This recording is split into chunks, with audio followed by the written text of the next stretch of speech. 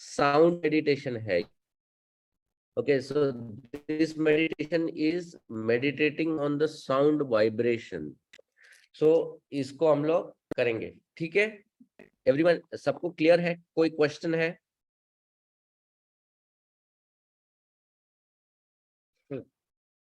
किसी को कोई प्रश्न है कि क्या करना है क्या नहीं करना है? नहीं प्रभु जी, समझ में आया।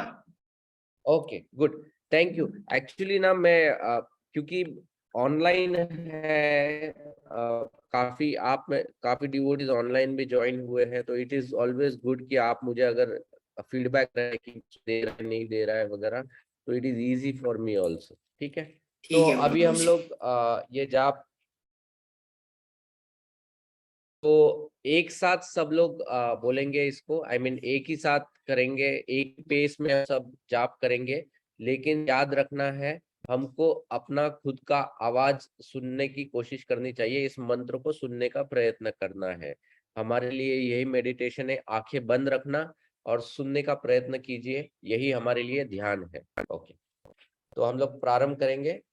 हरे कृष्णा कृष्ण कृष्ण हरे हरे, हरे राम राम हरे हरे, हरे कृष्ण कृष्ण कृष्ण हरे हरे, हरे राम राम राम हरे हरे, हरे कृष्ण कृष्ण कृष्ण हरे हरे, हरे राम राम राम हरे हरे, हरे कृष्ण कृष्ण कृष्ण हरे हरे, हरे राम राम राम हरे हरे, हरे कृष्ण कृष्ण कृष्ण हरे हरे, हरे राम राम राम हरे हरे, हरे कृष्ण कृष्ण कृष्ण हरे हरे, हरे राम राम राम हरे हरे, हरे कृष्ण कृष्ण कृष्ण हरे हरे, हरे राम राम राम हरे हरे, हरे कृष्ण कृष्ण कृष्ण हरे हरे, हरे राम राम हरे हरे, हरे कृष्ण कृष्ण कृष्ण हरे हरे, हरे राम राम हरे हरे, हरे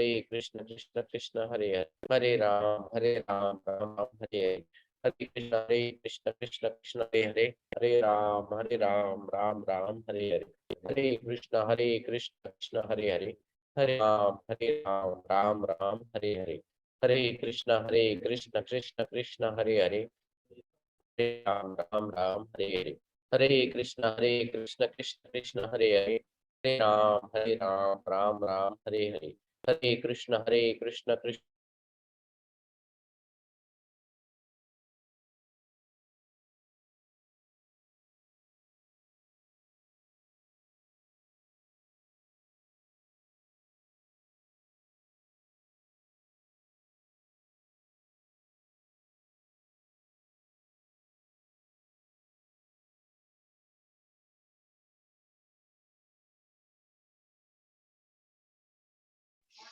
Hare Krishna, Krishna Krishna, Hare Hare, Ram Ram, Hare Hare, Hare Krishna, Krishna Krishna, Hare Hare, Ram Ram, Hare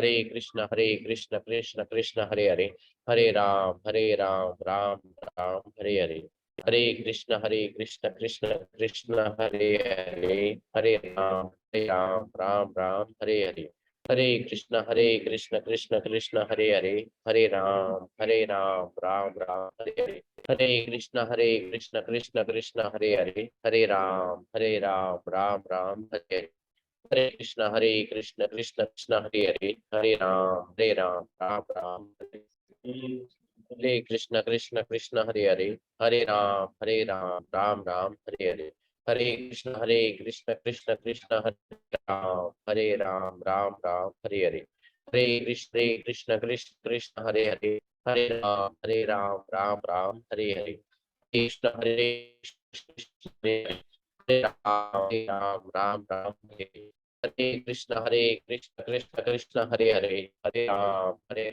Ram हरे,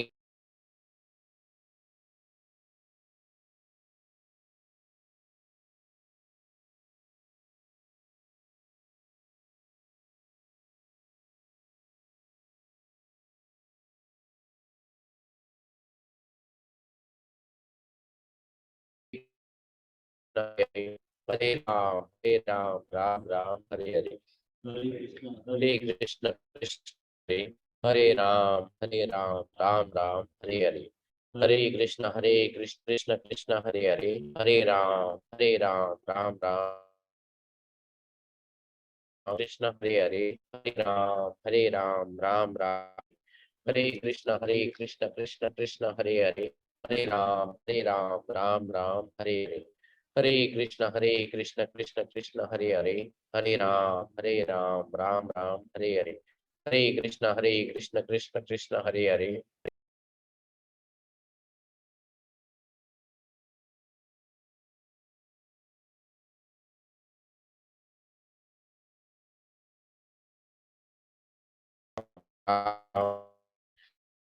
हरे कृष्ण कृष्ण कृष्ण हरे हरे, हरे राम राम, हरे कृष्ण कृष्ण कृष्ण हरे, हरे राम राम हरे हरे, हरे कृष्ण कृष्ण कृष्ण हरे हरे, हरे राम राम हरे हरे, हरे कृष्ण कृष्ण कृष्ण हरे हरे, हरे राम राम हरे हरे, हरे कृष्ण कृष्ण कृष्ण हरे हरे, हरे राम राम हरे हरे, हरे कृष्ण कृष्ण कृष्ण हरे हरे, हरे राम राम हरे हरे, हरे कृष्ण कृष्ण कृष्ण हरे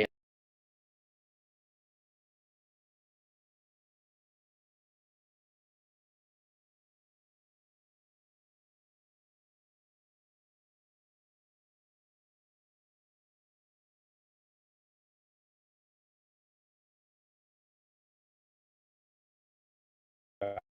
हरे, हरे कृष्ण कृष्ण कृष्ण हरे हरे,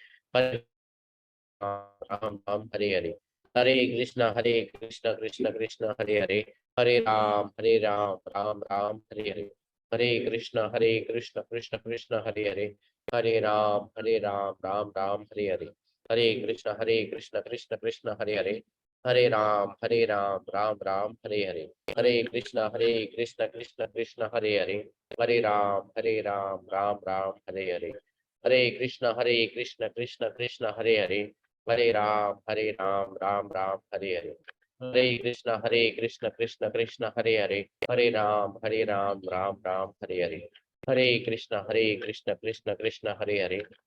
हरे हरे, हरे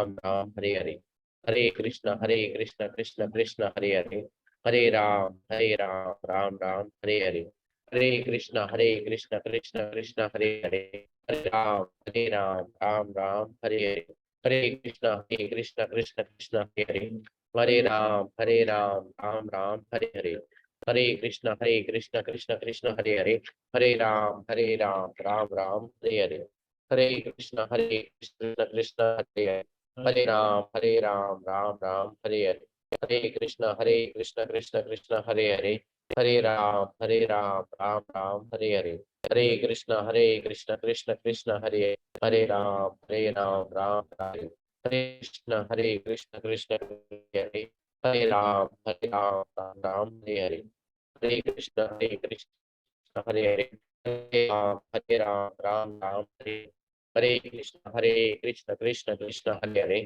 हरे राम राम हरे।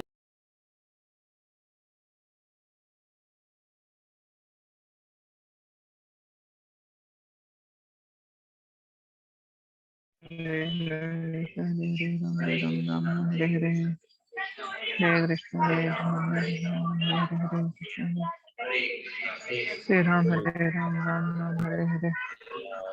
राम राम हरे हरे, हरे कृष्ण कृष्ण हरे हरे, हरे राम राम हरे हरे, हरे कृष्ण कृष्ण हरे हरे, हरे राम राम हरे हरे, हरे कृष्ण कृष्ण हरे हरे, हरे राम राम हरे हरे, हरे कृष्ण कृष्ण हरे हरे, हरे राम राम हरे हरे, हरे कृष्ण कृष्ण हरे हरे, हरे राम राम हरे हरे, हरे कृष्ण कृष्ण हरे हरे, हरे राम राम हरे हरे, हरे कृष्ण कृष्ण हरे हरे,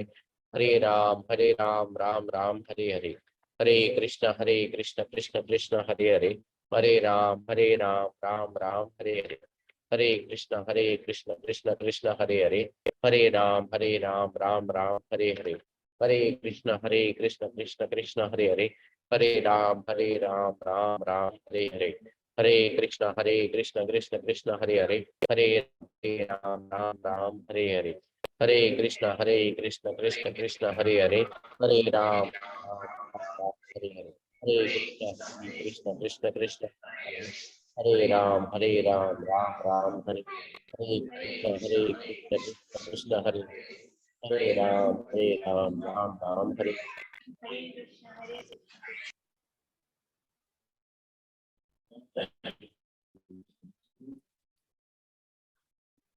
सुनीता माता, आप कनेक्टेड हो क्या इस पे? तो वो डिस्कनेक्ट कर दो आप, तो क्योंकि वो रेंज फ्लक्चुएट हो रहा है।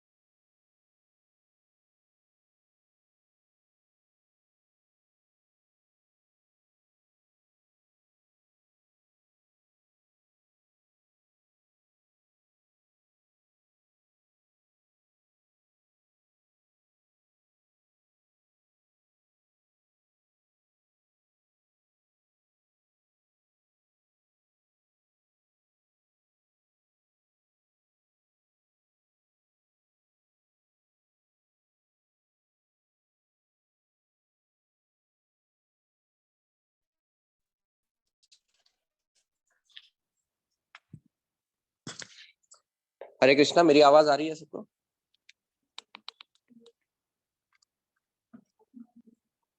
हरि बोल। प्रभु जी आ रही है।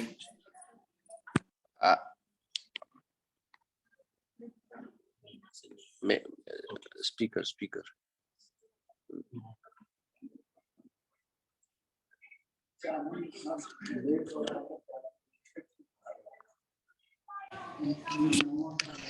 हरि बोल।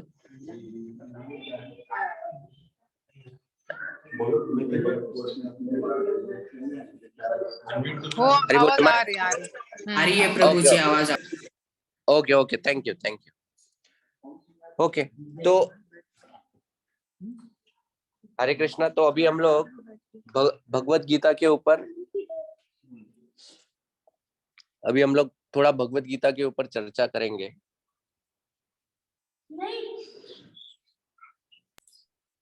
प्रभु जी आपका परिचय देंगे पहले?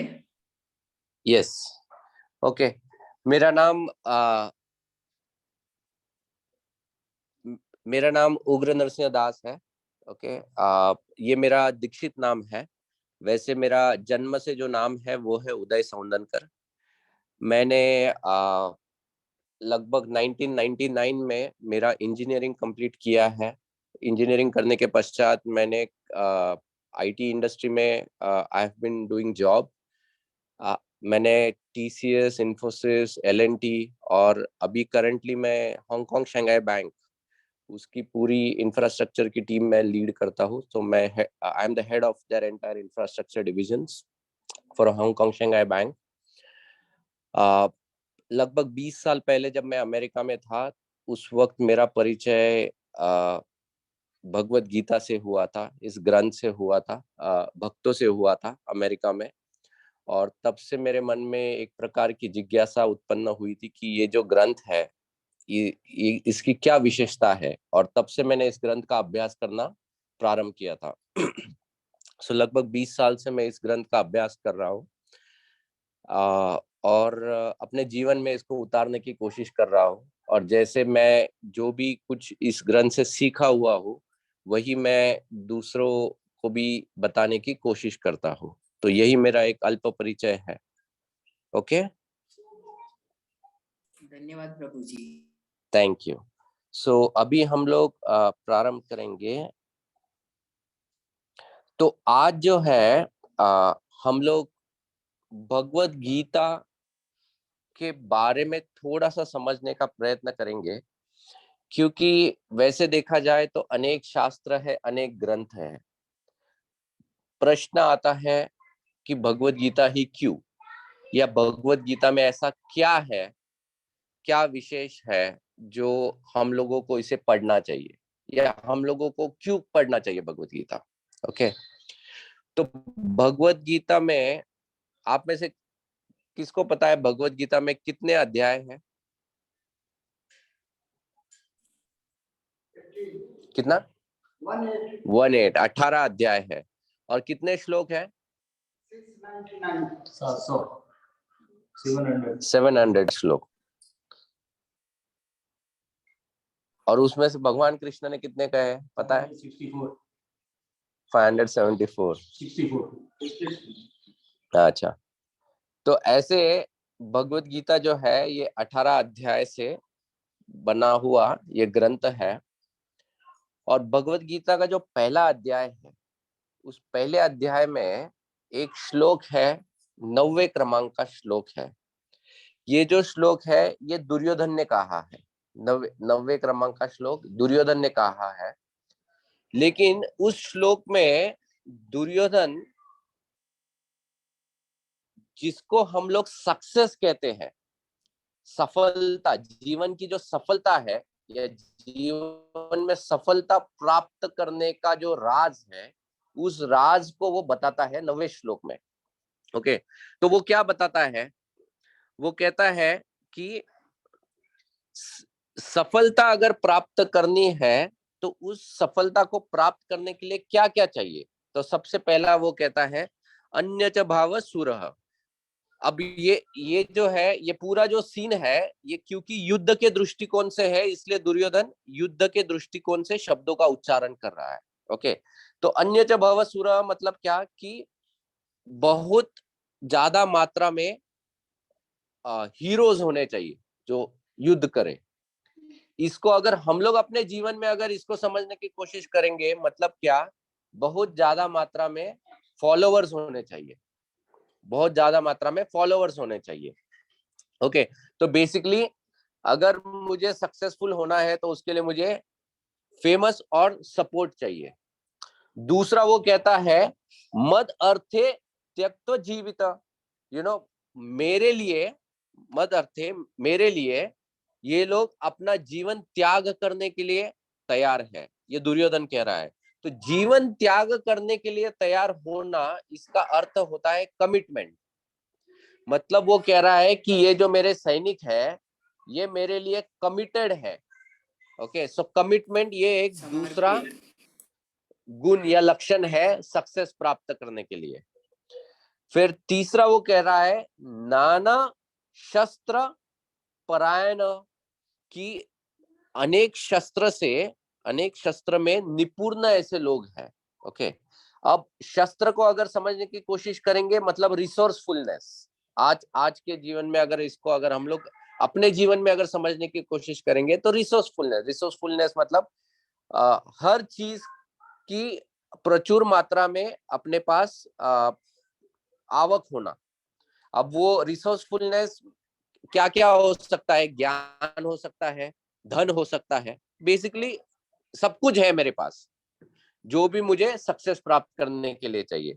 और अंत में वो कहता है सर्व युद्ध विशारद, कि सिर्फ इनके पास रिसोर्सेज ही नहीं है, मतलब अस्त्र शस्त्र नहीं है, लेकिन इनके अंदर वो स्किल भी है और एक्सपीरियंस भी है, इसको इस्तेमाल करने का विज्ञान भी है, इस्तेमाल करने का विज्ञान। देखो, अगर किसी व्यक्ति के पास धन है, होता है ना, कभी कभी कुछ लोग होते हैं जिनको अपने बाप दादा से बहुत धन मिल जाता है, बाप दादा ने बहुत धन कमाया है, मरने के बाद वो बेटे तक पहुंच गया, लेकिन बेटे में वो समझ ही नहीं कि इस धन का इस्तेमाल कैसे करें। तो रिसोर्स है लेकिन वो एक्सपीरियंस नहीं है, वो स्किल नहीं है, तो क्या होगा, वो धन का नाश हो जाएगा। तो दुर्योधन कह रहा है कि इधर मेरे साथ जो सैनिक है ना, इनके पास सिर्फ अलग अलग शस्त्र नहीं है, मतलब सजाने के लिए शस्त्र नहीं लाके रखे हैं, इनको ये भी पता है कि इसका इस्तेमाल कैसे करना है, चलाना कैसे है। तो दुर्योधन एक तरीके से, ये द्रोणाचार्य को दुर्योधन समझा रहा था, वो बता रहा था कि देखो, मैं क्यों जीतूंगा इस युद्ध को, मैं सक्सेसफुल क्यों होऊंगा, क्योंकि मेरे पास ये सब चीजें हैं, फेमस है, सपोर्ट है, इतना सब लोग मेरे लिए तैयार है युद्ध करने। दूसरा, सबने कमिटमेंट दिया है, जान देने के लिए तैयार है। तीसरा, इन लोगों के पास सब कुछ है, अस्त्र शस्त्र सब कुछ है। और चौथा, वो कह रहा है कि इनमें एक्सपीरियंस भी है। अब अगर हम लोग देखेंगे, ये जो भगवत गीता है, इस भगवत गीता का जो मुख्य पात्र है, जिसने इस भगवत गीता को सुना है, वैसे तो भगवान श्री कृष्ण ने ये भगवत गीता सारे जन समुदाय के लिए उन्होंने बताई थी, लेकिन जो मुख्य पात्र जिसको भगवान ने इस भगवत गीता का उच्चारण किया था, वो थे अर्जुन। अगर हम लोग अर्जुन के जीवन में देखेंगे तो अर्जुन जो था ये बहुत ही फेमस था, अर्जुन फेमस था, है ना। अर्जुन को सिर्फ इस धरती पर ही नहीं, उस वक्त देवी देवता लोग भी जानते थे, गंधर्व लोग जानते थे। महाभारत में अनेक प्रकार के वर्णन है जिसमें अर्जुन ने देवी देवताओं में स्वर्ग में जाके उसने अनेक अस्त्र शस्त्र प्राप्त किए थे। ओके, तो फेमस तो था ही अर्जुन। सपोर्ट की बात करेंगे तो पूरा का पूरा जो विश्व था वो अर्जुन के साथ खड़े होने के लिए तैयार था। फिर कमिटमेंट, कमिटमेंट की तो बात ही नहीं करना है, ऐसा कोई युद्ध था ही नहीं अर्जुन के जीवन में जो अर्जुन आज तक परास्त हुआ हो। ऐसे अनेक युद्ध थे जिसमें दुर्योधन और अर्जुन ने दोनों ने सहभाग लिया है, लेकिन दुर्योधन परास्त हुआ है, अर्जुन नहीं हुआ है। जैसे द्रुपद का युद्ध था, तो द्रुपद के युद्ध में दुर्योधन परास्त हो गया था, लेकिन अर्जुन ने द्रुपद को बंदी बना लिया था। तो कमिटमेंट भी 100% था। फिर तीसरा है रिसोर्सफुलनेस।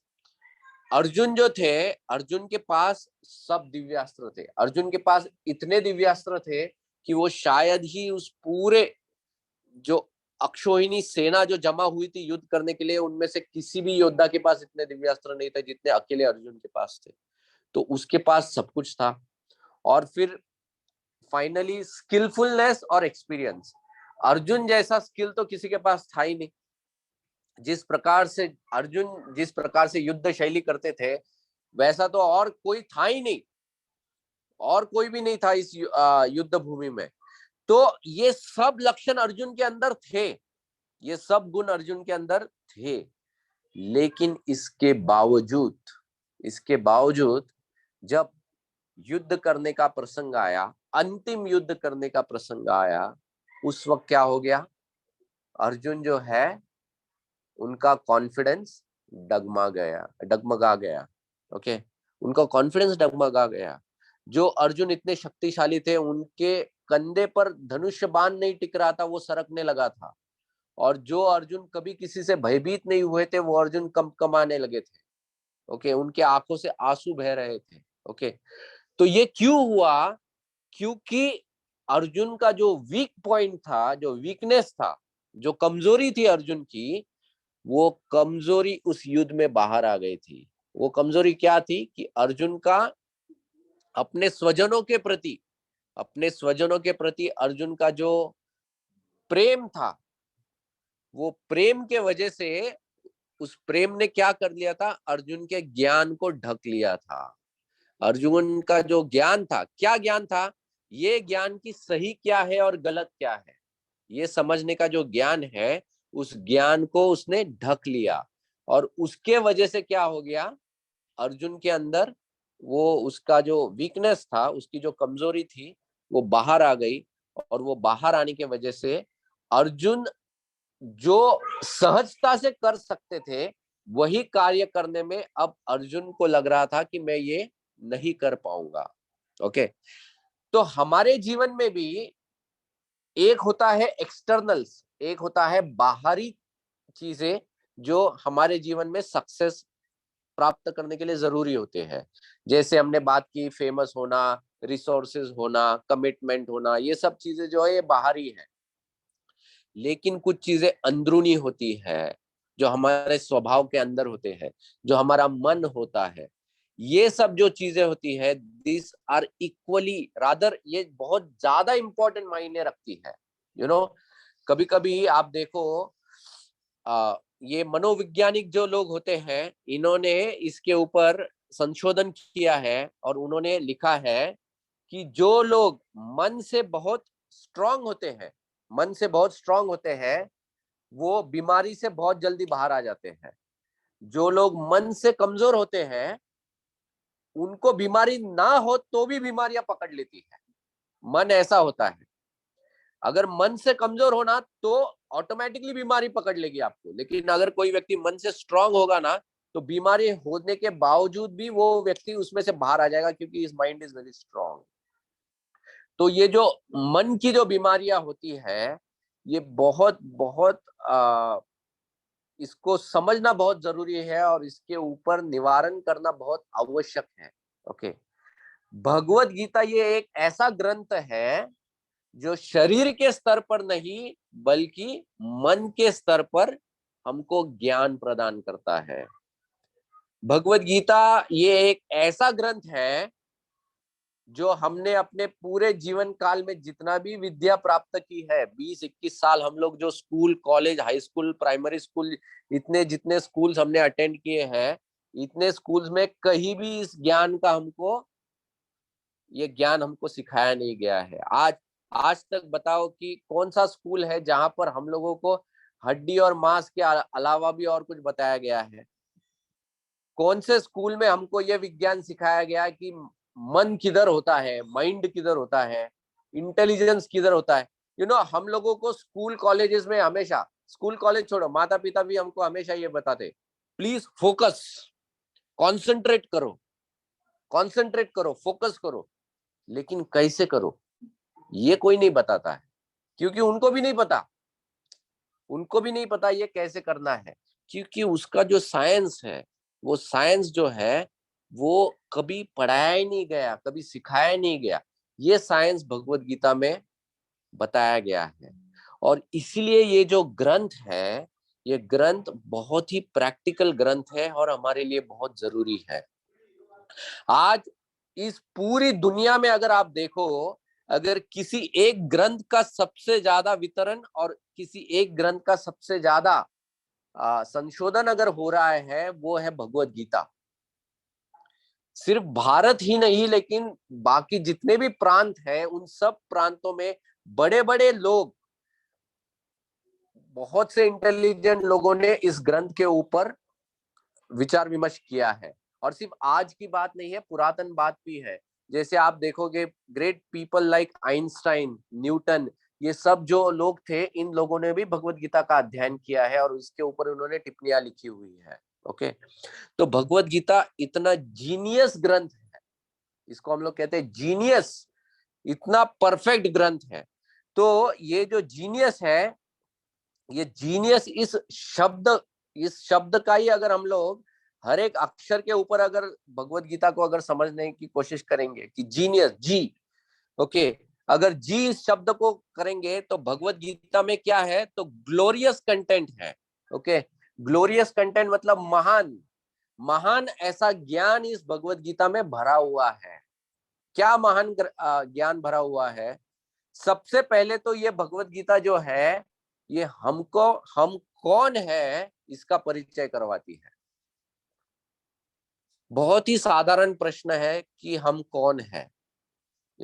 बहुत बार जब किसी व्यक्ति का किसी से झगड़ा हो जाता है, तो कोई व्यक्ति क्रोध में पूछ लेता है, तुम कौन हो, कौन है बे तू, ऐसा प्रश्न पूछते हैं ना लोग।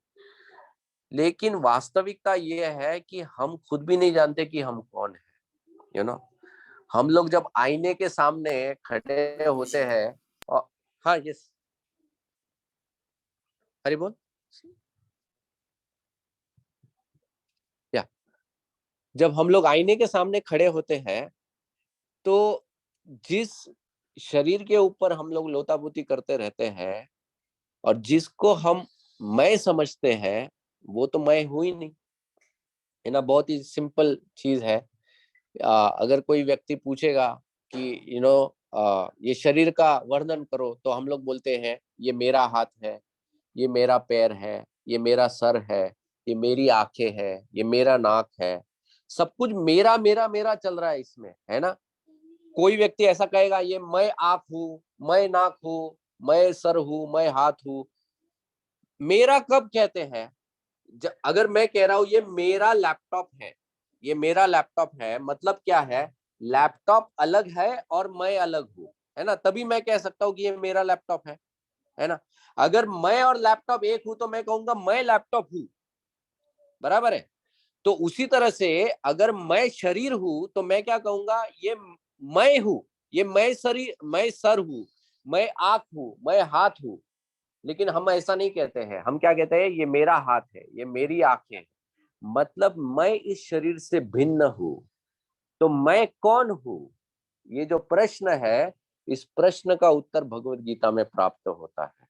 ओके, तो ये जो ज्ञान है, सिर्फ ये मैं कौन हूं इस प्रश्न का ही उत्तर नहीं। भगवत गीता एक ऐसा ग्रंथ है, ये किन प्रश्नों का उत्तर देगा, ये बताएगा कि तुम कौन हो, तुम यहाँ पर क्या कर रहे हो, इस धरती पर क्यों आए हो, इस धरती पे तुम्हारा आने का उद्देश्य क्या है, तुम जो भी इस जीवन में भुगत रहे हो। हम लोग कहते हैं कि मैंने ये इतना अच्छा किया है फिर भी मेरे साथ बुरा हो रहा है, मैं इतने सालों से ये किए जा रहा हूँ लेकिन मेरे मेरे जीवन में कुछ अच्छा नहीं हो पा रहा है, ऐसा क्यों हो रहा है।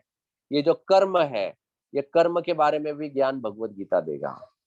और भगवान जिनके सामने हम लोग हाथ जोड़ते हैं, लेकिन बहुत से लोगों को पता ही नहीं वो कौन है, उस भगवान के बारे में भी ज्ञान भगवत गीता प्रदान करता है। तो ये ऐसा महान ग्रंथ है कि इन 5 विषयों के बारे में, भगवत गीता में 5 मुख्य विषय है। एक है जीव, मतलब हम, एक है ईश्वर मतलब भगवान, कर्म, कर्म मतलब जो हम लोग क्रियाएं करते हैं, और फिर है काल, काल मतलब जो है समय, और फिर प्रकृति, प्रकृति मतलब जिसको हम लोग नेचर कहते हैं, के गुण। ओके, तो इन 5 विषयों के बारे में भगवत गीता में पूरा ज्ञान प्रदान किया गया है, इसीलिए glorious knowledge. Okay, glorious content. दूसरा, जीनियस में का जी के बाद आता है ई, ई से अगर हम लोग बोलेंगे तो ये है essence of all scriptures. Essence मतलब क्या होता है? एसेंस मतलब उसमें का जो मर्म जिसको हम लोग कहते हैं, किसी भी चीज का मर्म, है ना, किसी भी चीज का मर्म मतलब अगर मैंने दही दही अगर मथा है, या हाँ दही मथा है, तो उसमें से लोनी को क्या बोले, मक्खन, मक्खन जो है उसका मर्म है नीचे, हाँ जो जो एकदम उसमें से बाहर आ जाता है वो मर्म है। अगर मैं बोलूं कि गाय, गाय गाय का मर्म क्या होगा? दूध, बराबर ना। गाय हमको जो कुछ भी देती है वो सब हमारे काम आता है ना। गाय अगर गोमूत्र देती है तो गोमूत्र is used as antiseptic, right, it purifies. गाय गोबर देती है तो गोबर इज यूज्ड एज फ्यूल। पहले के जमाने में मुझे याद है हमारे तो घर में गोबर लेपते थे और उससे कभी कीड़े घर में नहीं होते थे, राइट। सो गोबर ये है। गाय का जो चमड़ा होता है that is also used for अलग अलग चीजों के लिए यूज किया जाता है। गाय की जो हड्डियां होती है ये आफ्टर शी डाइज उसका भी हाँ पॉजिटिव इस्तेमाल होता है। तो वैसे तो गाय सब कुछ देती है, लेकिन मर्म क्या है? द मोस्ट इंपॉर्टेंट थिंग जो गाय देती है वो क्या है? दूध। ओके। तो शास्त्र में शंकराचार्य, आदि शंकराचार्य जो थे, ओके, आदि शंकराचार्य ने इस भगवत गीता के ऊपर उन्होंने एक श्लोक बताया। उन्होंने कहा सर्व उपनिषदों गाओ। उन्होंने कहा कि मान लो जितने भी शास्त्र है, उपनिषद है, ये उपनिषद अगर एक गाय का स्वरूप ले, एक गाय का स्वरूप ले, ओके, सर्व उपनिषदों गाओ। गाय का क्यों उन्होंने उदाहरण दिया है? क्योंकि गाय एक ऐसा प्राणी है जिसका हर चीज काम में आता है। उसी तरह से हमारे जितने भी शास्त्र है, उन शास्त्रों में अनेक प्रकार के उपदेश दिए गए हैं, और हर उपदेश कुछ ना कुछ फल देता है। भले वो फल अच्छा है बुरा है वो अलग बात है, लेकिन फल प्राप्त होता है। तो सर्व उपनिषद गाओ दोग्धा गोपाल नंदन, उसमें कहा है, ओके, कि अगर सभी उपनिषद अगर गाय का स्वरूप ले और उस गाय को अगर धोए, ओके, उसको अगर धोया, तो वो एक एक्सपर्ट जो व्यक्ति होता है वो गाय गाय में से बहुत अच्छी तरह से दूध निकाल सकता है। तो उसमें लिखा है कि अगर ऐसा एक्सपर्ट व्यक्ति कृष्ण है और सब उपनिषदों से उसने अगर निचोड़ा है, तो वो निचोड़ जो है, दूध जो है, वो है भगवत गीता। तो सारे शास्त्रों का मर्म है भगवत गीता। भगवत गीता में बताया गया है कि ऐसा ऐसा कुछ भी नहीं है जो बाकी शास्त्रों में है और भगवत गीता में नहीं है। लेकिन ये भी बताया गया है कि ऐसा बहुत कुछ है जो भगवत गीता में है, लेकिन वो आपको कोई भी शास्त्र में नहीं मिलेगा। तो ऐसी भी चीजें भगवत गीता में है जो बाकी शास्त्रों में आसानी से प्राप्त नहीं होती है। तो इसीलिए भगवत गीता जो है वो अपने आप में एक परिपूर्ण ग्रंथ है, परिपूर्ण ग्रंथ है। महाभारत जो ग्रंथ है जिसमें 1 लाख से भी ज्यादा श्लोक है महाभारत इस ग्रंथ में, इस महाभारत ग्रंथ का भीष्म पर्व, ओके, उस भीष्म पर्व का ये एक एक छोटा सा सेक्शन है भगवत गीता।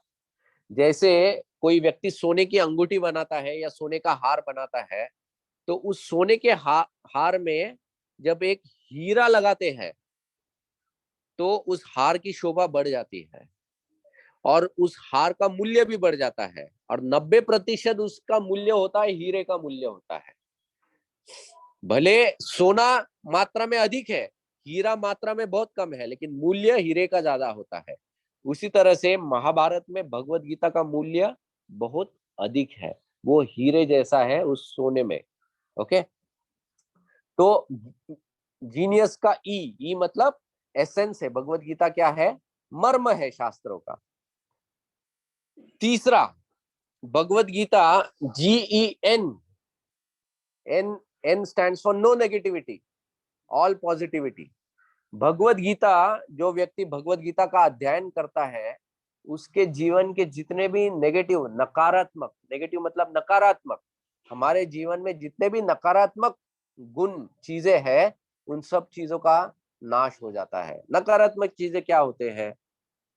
काम, काम मतलब क्या? किसी भी चीज के प्रति इतना अधिक लगाव होना कि व्यक्ति की सुध-बुध उसमें चली जाए, इसको कहते हैं काम।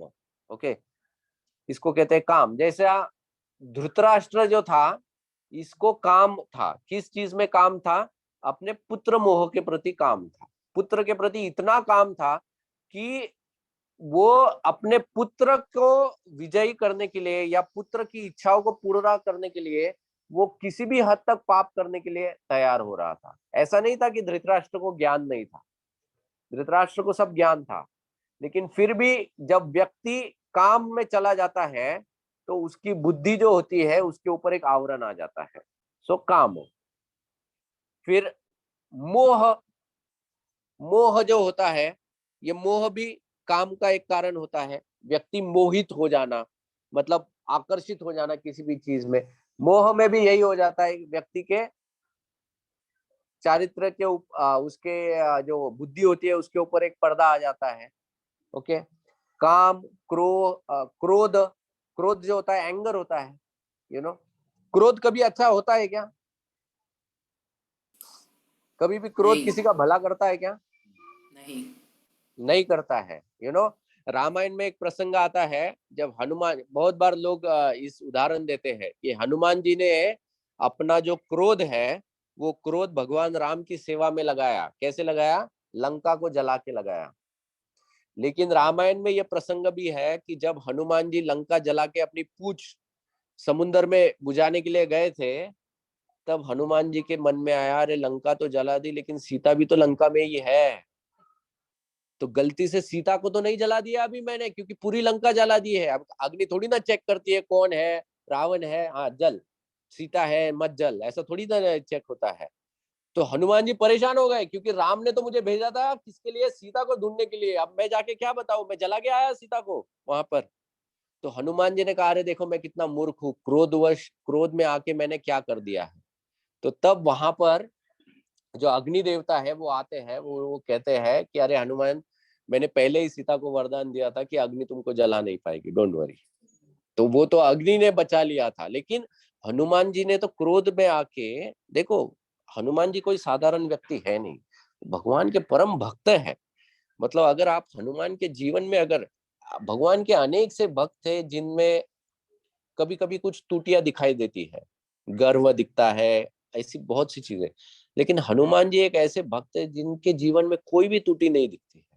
Is very pure, very pure. भगवान रामचंद्र को जब पूछा था, किसी ने पूछा था, सीता माता ने पूछा था एक बार, भगवान रामचंद्र को पूछा कि प्रभु, मैं देखती हूँ कि हमेशा आप एक डायरी रखते हो, उस डायरी में आप कुछ लोगों के नाम लिखते रहते हो। तो भगवान राम ने कहा, हाँ हाँ मैं लिखता हूँ। तो बोले कौन है ये? तो भगवान राम ने कहा कि ये वो लोग हैं जो मेरा निरंतर स्मरण करते हैं, मैं उनका नाम लिखता हूँ उस डायरी में। तो सीता ने कहा दिखाओ।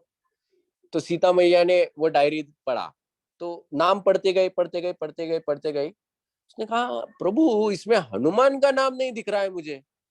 आप तो कहते हो जो मेरा आपका निरंतर ध्यान करता है उसका नाम आप डायरी में लिखते हो, लेकिन इसमें हनुमान का नाम नहीं है। तो भगवान राम दूसरा डायरी निकाल के देते हैं, बोलते इसमें है। बोले ये क्या है? बोले ये वो डायरी है जिसमें मैं उनका निरंतर स्मरण करता हूँ। भगवान अपने भक्तों का भी निरंतर स्मरण करते हैं, वो स्पेशल भक्त होते हैं, वो हनुमान है। लेकिन देखो, ये जो चीजें होती है, काम, क्रोध, लोभ, मोह, मत्सर, ये अंदरूनी ऐसे नकारात्मक गुण है, ये हमारे अंदर है, और ये गुण हमारा सर्वनाश कर सकते हैं। और इन गुणों का सर्वनाश करने की क्षमता भगवत गीता में है। इन गुणों का सर्वनाश करने की क्षमता भगवत गीता में। एक्चुअली यही अर्जुन के साथ हुआ था, ये नकारात्मक गुणों ने अर्जुन के ऊपर प्रभाव कर लिया था, और इसीलिए अर्जुन जो है उसका ज्ञान जो है वो भ्रमित हो गया था कुछ समय के लिए। और इसीलिए भगवत गीता का जो अंतिम श्लोक, अंतिम अध्याय में जब आप जाते हो, तो भगवत गीता कब खत्म होता है? जब अर्जुन भगवान से कहते हैं नष्ट मोह, अब मेरा मोह नष्ट हो गया है। मतलब मेरे जो नकारात्मक जो गुण, गुण तो कह ही नहीं सकते, अवगुण कहना चाहिए, नकारात्मक जो अवगुण है, ये जो अवगुण जो मेरे अंदर उत्पन्न हुए थे अब वो नष्ट हो गए हैं। अब सब कुछ मेरे सामने एकदम क्लियर हो गया है ज्ञान। ओके, सो जो नकारात्मक जो चीजें हैं इन चीजों को नष्ट करता है Bhagavad Gita. So genius, GENI stands for identity crisis. Identity crisis मतलब क्या कि मैं कौन हूं। अभी हम लोगों ने चर्चा की मैं कौन हूं, ये समझना ही बहुत आवश्यक है। जब तक हम लोग यही नहीं समझेंगे कि मैं कौन हूं, तब तक हम लोग अपनी क्षमता के अनुसार कार्य नहीं करेंगे। जैसे एक बार एक छोटी सी कथा आती है। एक बार एक जो शेर था, शेर का बच्चा, शेर की माँ मर गई थी, तो शेर का जो बच्चा है वो मतलब जस्ट जन्म लिया था। और जन्म लेकर जो क्या होती है, बकरियां जो होती है ना, बकरियां, उन बकरियों के बीच में वो बच्चा घुस गया। अब उसने तो कभी अपने माँ को देखा नहीं, ये शेर के बच्चे ने कभी माँ को देखा नहीं, और अपने जैसा तो रोज आईने के सामने भी खड़ा नहीं होता है, इसलिए अपने आप को भी नहीं देखा। तो हमेशा जब देखता था दूसरों को ही देखता था, मतलब बकरियों को ही देखता था। तो बकरियां मैं करती थी, तो ये शेर ने भी सीख लिया मैं करना। बकरियां जैसे ही कई गांव के बाहर जंगल में दहाड़ लगा था कोई शेर, तो बकरियां दौड़ती थी, तो ये शेर भी उनके साथ दौड़ता था, ये समझ के कि मैं बकरी हूं करके। तो ऐसा ही चलता था। एक दिन असली शेर आ गया उधर, और असली शेर आ गया, बकरियों को देखकर दौड़ने लगा, तो सब बकरियां दौड़ने लगी, तो बकरियों के साथ ये शेर भी दौड़ने लगा जो बकरियों के साथ पला था। तो वो शेर विस्मित हो गया, बोला बकरियां दौड़ रही है ठीक है, शेर क्यों दौड़ रहा है, वो क्यों मुझसे डर रहा है। लेकिन ये शेर तो दौड़ते दौड़ते दौड़ते ये जाके छिप गया बकरियों के जैसे। लेकिन इस शेर को तो प्रश्न आया कि बाबा ऐसा क्या हो गया। तो ये शेर रात के समय में जाके उस शेर को जगाया जगाया, तो वो शेर डर गया दूसरा वाला। तो इसने कहा अरे तू डर क्यों रहा है। बोले अरे क्यों नहीं डरू, मैं बकरी हूं, तुम शेर हो। तो इसने कहा अरे नहीं तुम बकरी नहीं, तुम शेर हो। बोले नहीं तुम झूठ बोल रहे हो, तुम मुझे मारना चाहते हो। बोले नहीं मैं सच कह रहा हूँ। बोले नहीं नहीं नहीं तुम झूठ कह रहे हो। तो ये शेर क्या करता है, बोलता ठीक है चलो मेरे साथ चलो। फिर उसको जाके पानी के तालाब के नजदीक लेके जाता है और कहता है देख ये मेरा मुंह है, ये तेरा मुंह है, तू कैसे दिख रहा है, मैं कैसे दिख रहा है, समझ में आ रहा है अभी हम लोग सेम दिख रहे हैं। बोले तो तू भी शेर है मैं भी शेर है। अब ऐसे दहाड़, तो ये शेर ने दहाड़ लगाई, तो उसने भी ट्राई किया, तो उसने भी दहाड़ लगाई। तब उसको समझ में आया कि अरे मैं बकरी नहीं मैं शेर हूं। और जब वो शेर उसको समझ में आया, तब उसका बर्ताव चेंज हो गया, शेर के जैसे वो बर्ताव करने लगा। उसी तरह से जब हम लोग गलत आइडेंटिटी रखते हैं, हम लोग क्या आइडेंटिटी रखते हैं, हम लोग इस शरीर के साथ आइडेंटिटी रखते हैं।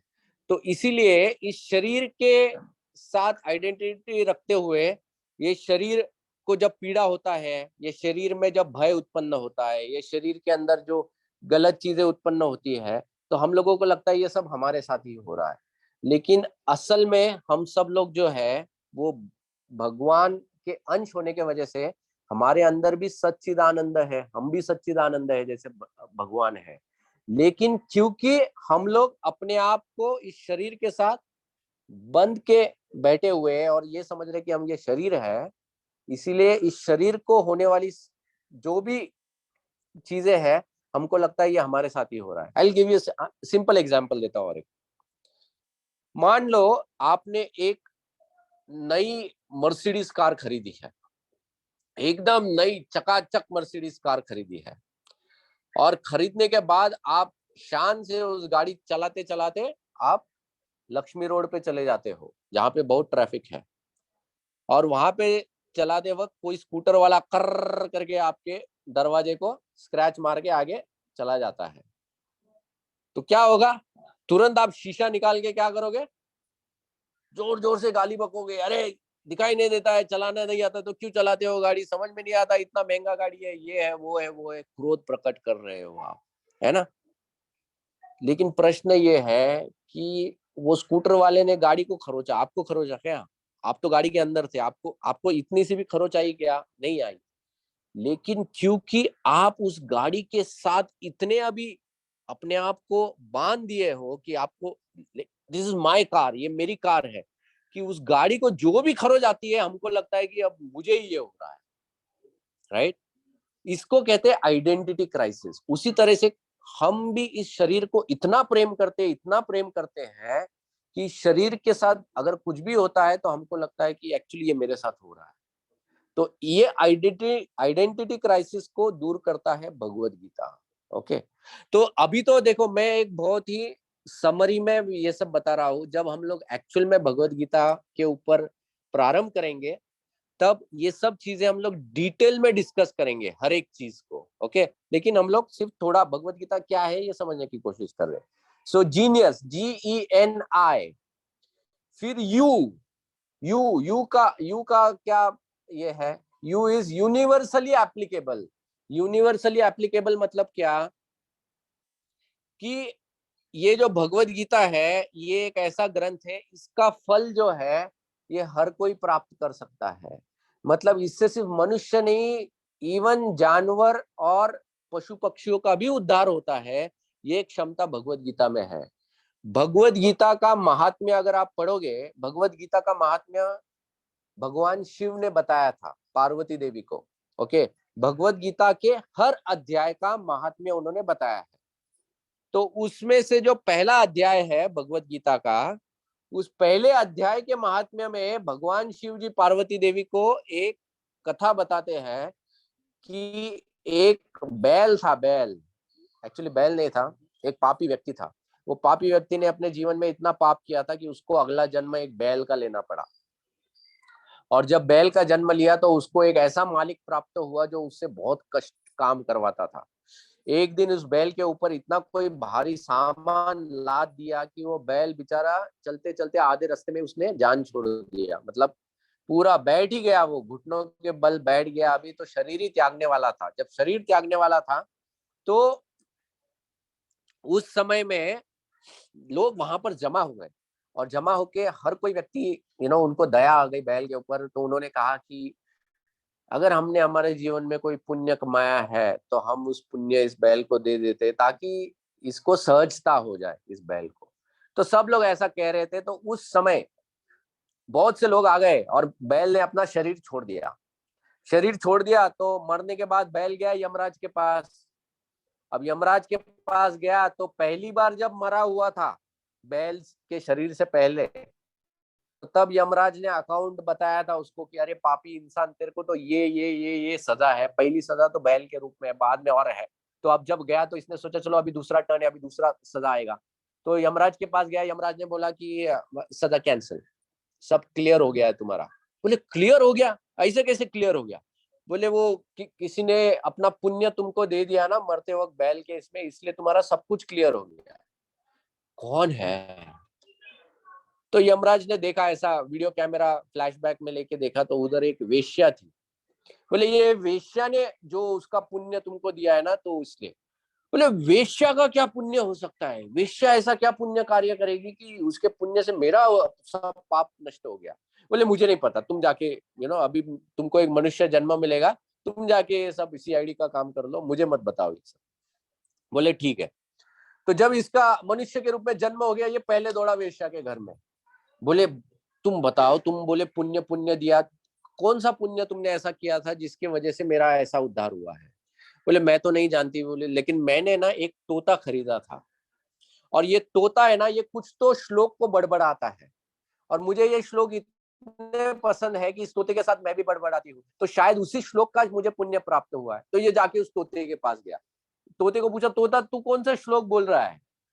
तो ये जो तोता था, ये तोता बताया कि मैं पहले के जन्म में एक ब्राह्मण था, लेकिन मैंने ब्राह्मण होने के बावजूद मैंने लोगों को बहुत ठगा था। होम हवन करके लोगों से पैसा लूटता था, लेकिन ठीक से होम हवन नहीं करता था, सिर्फ श्लोक तोते की तरह रटता था। तो मेरे को एक तोते का जन्म प्राप्त हुआ। लेकिन तोते का जन्म प्राप्त होने के बाद, क्योंकि मैं ब्राह्मण था, मुझे ये श्लोक रटे हुए थे, तो तोते के जन्म में भी ये श्लोक मुझे याद आ रहे थे। तो मैं भगवत गीता का पहले अध्याय के श्लोकों का मैं उच्चारण करता हूँ। तो जब ये उनको पता चला तो ये वेश्या, वो व्यक्ति जो बैल बन के जन्म लिया था, और ये तोता, इन तीनों ने अपने बचे हुए जन्म में सिर्फ ये भगवत गीता के पहले अध्याय के श्लोकों का निरंतर उच्चारण किया और इसके बाद उन्होंने मोक्ष प्राप्त किया। ये जो महात्म्य है ये भगवान शिव जी ने पार्वती देवी को बताया है गीता महात्म्य में। ओके, तो यूनिवर्सली एप्लीकेबल, हर किसी का भी उद्धार हो सकता है। भगवत गीता ऐसा शास्त्र है, इसके लिए कोई ये नहीं है कि बाबा मेरे में ये योग्यता है इसलिए मेरा उद्धार होगा, तेरा उद्धार नहीं होगा। नहीं, हर किसी का उद्धार हो सकता है। और फाइनली जीनियस, GENIUS, एस का बताया जाता है स्वॉर्ड इन स्वॉर्ड आउट। ओके, तो भगवत गीता जो है, भगवत गीता स्वॉर्ड इन स्वॉर्ड आउट का क्या है? स्वॉर्ड इन स्वॉर्ड आउट का अर्थ ये है अंदरूनी गुण और जो बाहरी गुण है इनके बारे में। जो बाहरी जो गुण है जो दिखाई देते हैं, जैसे हमने बताया, वो दुर्योधन ने बताए थे ना, ये लक्षण होने चाहिए फेमस के, बाहरी गुण है। लेकिन जो अंदरूनी गुण है, ओके, वो अंदरूनी गुण को कैसे विकसित करना, स्वॉर्ड इन, ताकि तुम्हारी जो स्वॉर्ड आउट है, कि ताकि जो तुम बाहरी गुण प्रदर्शित करो वो अच्छे। देखो, बाहरी गुण प्रदर्शित पांडव भी करते थे और कौरव भी करते थे, लेकिन क्योंकि पांडवों के जो अंदरूनी गुण जो थे वो इतने अच्छे थे, इसलिए उनके बाहरी गुणों का फल भी बहुत अच्छा होता था। और ये जो कौरव जो थे, इनके अंदरूनी गुण जो थे वो बहुत खराब थे, उसकी वजह से बाहरी गुण भी खराब होते थे। तो भगवत गीता एक ऐसा ग्रंथ है जो हमारे अंदरूनी गुणों को विकसित करता है। अंदरूनी गुणों को विकसित करने वाला जो ग्रंथ है उसको भगवत गीता कहते हैं। ठीक है, सो इसी तरह से ये जो शास्त्र है, ये जो भगवत गीता ग्रंथ है, ये बहुत ही प्रैक्टिकल ग्रंथ है। ये ग्रंथ जो है इसको हमारे बहुत से लोग भगवत गीता लेते हैं, उसको बहुत सुंदर लाल कपड़े में बांध देते हैं, मतलब इतना बांध देते हैं कि गीता को भी पसीना आ जाएगा अंदर, और फिर उसको अपने पूजा घर में रख के उसके ऊपर हल्दी कुमकुम लगाते हैं। गीता का जो भगवत गीता की जो पूजा होती है वो हल्दी कुमकुम से नहीं होती है। भगवत गीता की असली पूजा जो होती है उसके अध्ययन से होती है। भगवत गीता का निरंतर अध्ययन करना ही गीता की पूजा है। तो ये जो भगवत गीता है ये बहुत ही प्रैक्टिकल ग्रंथ है। इस ग्रंथ को हम लोग हमारे जीवन में उतार के एक सकारात्मक रूप से हमारे जीवन में परिवर्तन ला सकते हैं, और यही ये एक दिव्य शास्त्र है। और इस शास्त्र के ऊपर हम लोग ये अभी एक छोटा कोर्स करने वाले हैं। हर रविवार को हम लोग यहाँ पर ये कोर्स करेंगे। ये बहुत ही सुंदर नियोजन किया है हमारे लिए, ये ये सोसाइटी ने हमारे लिए ये नियोजन किया है। हम इसके लिए इस सोसाइटी का बहुत आभारी है। आप लोगों ने हमको ये जो मौका दिया है यहाँ पर। ओके, और जो भक्त ऑनलाइन है उन ऑनलाइन भक्तों को भी मैं विनंती करना चाहूंगा कि आप यहाँ पर आइए। ये बहुत सुंदर मंदिर है, इस मंदिर के सामने एक सुंदर बगीचा भी है। यहाँ पर ये जो वातावरण है ये वातावरण ही बहुत क्या कहते हैं इसको, स्पिरिचुअल वातावरण है। और इस स्पिरिचुअल वातावरण में बैठकर अगर हम लोग इस भगवत गीता का अध्ययन करेंगे तो मुझे बहुत गारंटी है कि हमारे जीवन में हम लोग बहुत पॉजिटिविटी ला सकते हैं। तो इसी के साथ आज इस just introduction of Bhagavad Gita का मैं समाप्त करता हूँ। आप में से किसी भी व्यक्ति को, किसी को भी अगर कोई जिज्ञासा है तो आप कृपया करके पूछ सकते हैं। हरे कृष्णा। और मैं क्षमा चाहता हूँ खास करके ऑनलाइन भक्तों की, क्योंकि हम लोग आज यहाँ पर थोड़ा सा रेंज का इश्यू होने की वजह से थोड़ा तकनीकी प्रॉब्लम्स थे, लेकिन अगले सत्र से हम लोग कोशिश करेंगे कि इसको हम लोग दुरुस्त करने की कोशिश करेंगे। लेकिन अच्छा तो और भी ये होगा कि आप अगर फिजिकली यहाँ पर आ सके तो और भी बढ़िया होगा। ओके, ताकि हम लोग आपका डायरेक्टली संग प्राप्त कर सके, और यहाँ पर इस प्रोग्राम के बाद सुंदर प्रसाद भी वितरण किया जाएगा, तो उस प्रसाद का भी आप आस्वादन ले सकते हैं। ठीक है, तो किसी को कोई प्रश्न जिज्ञासा है? हरे कृष्णा।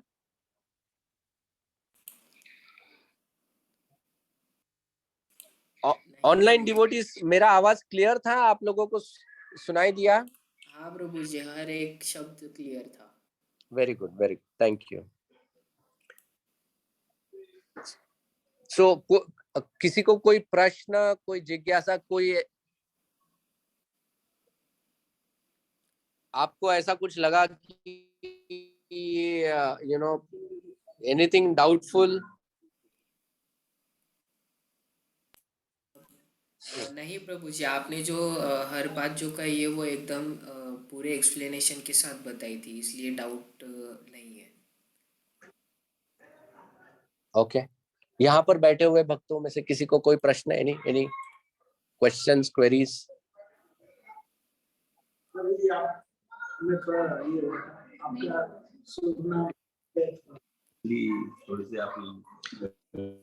अच्छा, मेरा नाम है उदय सुंदनकर, ये मेरा जन्म का नाम है। गुरु से तो मुझे एक दूसरा और एक नाम मिला, उग्र नरसिम्हा दास। ओके, मैंने अपने जीवन में 1999 में मेरा जो शिक्षण है ये पूर्ण किया। Engineering college, Maharashtra institute of technology, Kothrud, MIT Pune से मैंने मेरा इंजीनियरिंग किया। उसके पश्चात मैंने IT में काम करना प्रारंभ किया।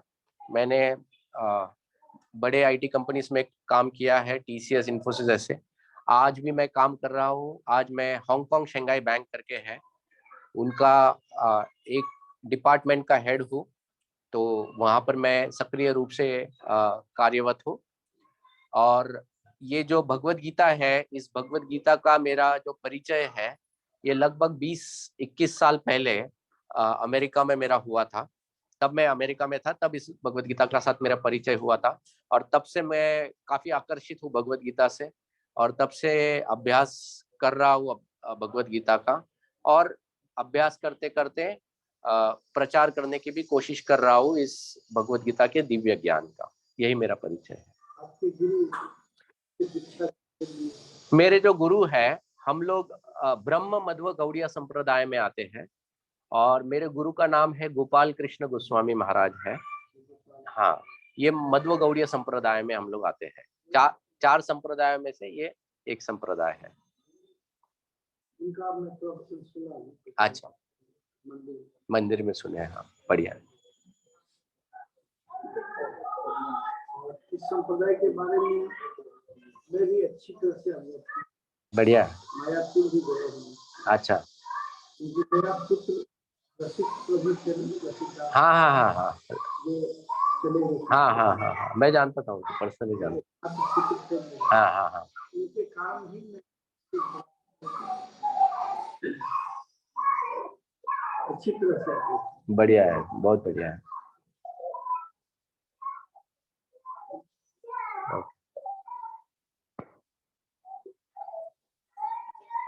ओके, तो अगर किसी को कोई प्रश्न नहीं है तो फिर आज के सत्र को हम लोग यहीं पर विराम देंगे। अगले रविवार को हम लोग इसी वक्त मतलब 4:30 बजे इस सत्र को प्रारंभ करेंगे। हम लोग पहले अध्याय का भगवत गीता के शुरुआत करेंगे अगले सत्र से। ओके, तो अगले रविवार को 4:30 बजे हम लोग ठीक से प्रारंभ करेंगे। अभी जो भक्त यहाँ पर उपस्थित है तो आप प्लीज प्रसाद लिए बगैर जाइएगा मत। ये भगवान को भोग लगाया हुआ प्रसाद है, तो इस प्रसाद को जरूर ग्रहण कीजिएगा। हरे कृष्ण। हरे हरे कृष्ण।